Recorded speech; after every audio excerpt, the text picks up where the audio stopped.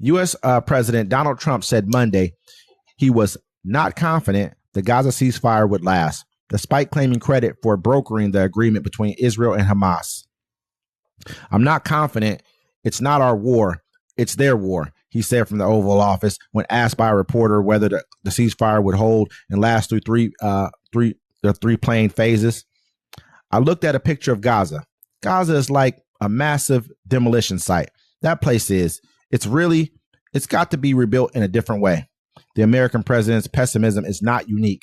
There's a sufficient pressure to restart the Gaza war from extremist right-wing Israeli politicians who believe the ceasefire was a capitulation to Hamas.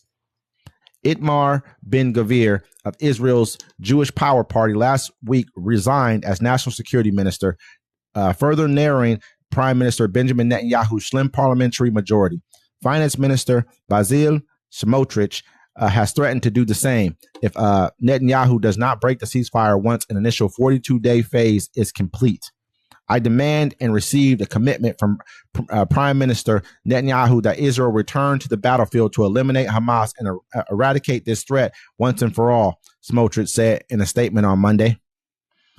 I mean, it's just, I mean, they want them to go back to war, killing and maiming more and more people. And when they really, because I can't say that. Well, they just launched an attack in the West Bank a couple hours ago.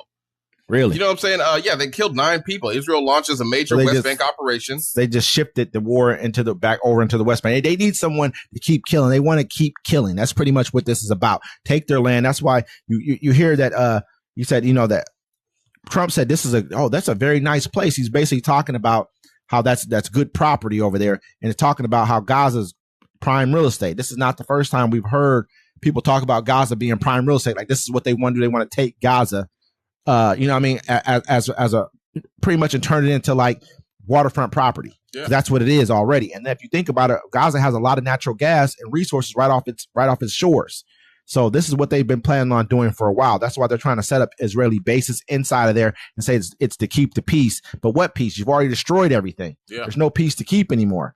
No, they're going to keep the peace for themselves. That's the point. Think about this, man. I was watching the news the other day, right? I just happened to have the news on. Right. And they're talking about how the Israeli hostages got released. They're like, oh, there was 4 of them got released today. I knew their names, ages, and where they were born. The news said it. Then the news was like, yeah, and then dozens of Palestinians were released also. Anyways, on to something else. Yeah, I was like, damn. Yeah, it tells you how they feel about them. They look at them like he said, they call them vermin. You know what I mean? They call them rats and roaches and stuff like that. That's how they look at it. I'm saying they told me the Israeli prisoners' names. Hey, this person was released. A little bit of information about them all. There's like 3 or 4. They played soccer. This person did this. They liked music. Then they're like, oh yeah, and dozens of Palestinians were released also. Anyways, on to something else. I'm like, I don't know their names. I don't know. They don't want you to know. They don't want you to look at those people they don't want you to look at those people as actual people. They want you to look at them like they look at them. And those they people can be exterminated. All those people with there's probably people that watch the show too. You sat there and you protested the vote, thinking Donald Trump was going to do better by the Muslims and stuff. You don't realize he had a Muslim ban. Now, was the current administration doing something about it? No, because they're in an election year and they know who runs the media. But that was your best bet. And Biden, this man's he called Chuck Schumer a Palestinian twice. I mean, he's the one. In my eyes, honestly, I'm not going to say he's the one who. I think October 7th was prompted by the actions of Donald Trump. I'm not going to say just his actions, because there's been years of different, genocides being committed by the Israelis. There's been back and forth, but mostly by the Israelis, started by the occupiers. Pretty much, I would look at it as. But when I look at what he did, coming straight in, all of it, putting Muslim bans in place, taking away the Iran nuclear deal, killing Soleimani, Qasem Soleimani.